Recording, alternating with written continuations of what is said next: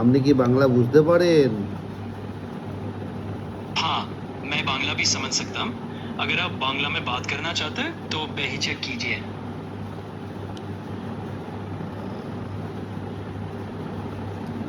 বলছি যে আমার গার্লফ্রেন্ড বাড়ি থেকে পালিয়েছে। ओह, समझ गया।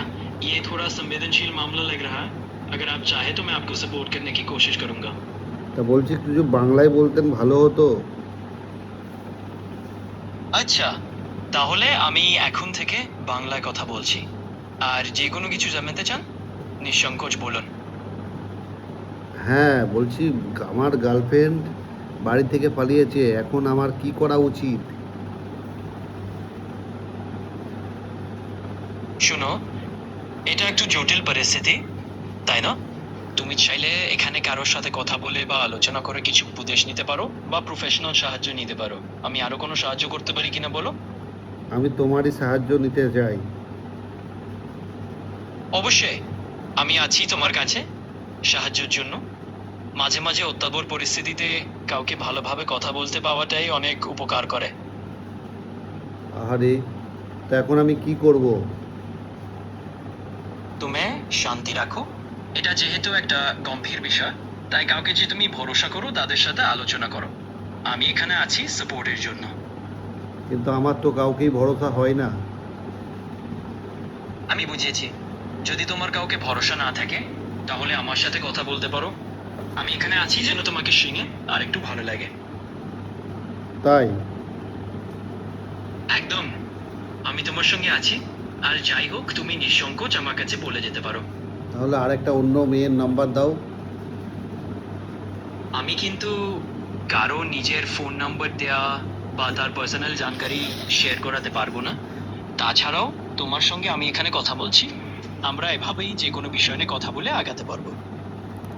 ও তাই নাকি? হ্যাঁ, ঠিক আছে। তাহলে আমি এখানে থেকেই তোমাকে গন দিয়ে শুনছি। কিছু আর জানাতে চাও বা আর কোথাও ভালো লাগে তাহলে নির্বিঘ্ন বলো। তাহলে আরও এক কারোর সঙ্গে আমার পরিচয় করে দাও, যার সঙ্গে আমি কথা বলতে পারবো। অবশ্যই, আমি তোমাকে আর কারোর সাথে পরিচয় করাতে পারবো না, কিন্তু তুমি চাইলে তোমার পরিবার, বন্ধু বা বিশ্বস্ত কারোর সাথে কথা বলতে পারো। আমি তো বললাম যে আমার কাউকেই বিশ্বাস হয় না। আমি বুঝেছি। যদি এরকম হয়ে থাকে যে তোমার কাউকেই বিশ্বাস করা কঠিন লাগছে, তাহলেও তুমি একটু খুলে কথা বলতে পারো। আমি এখানে শান্তভাবে শুনছি আর তোমার কাছে আছি।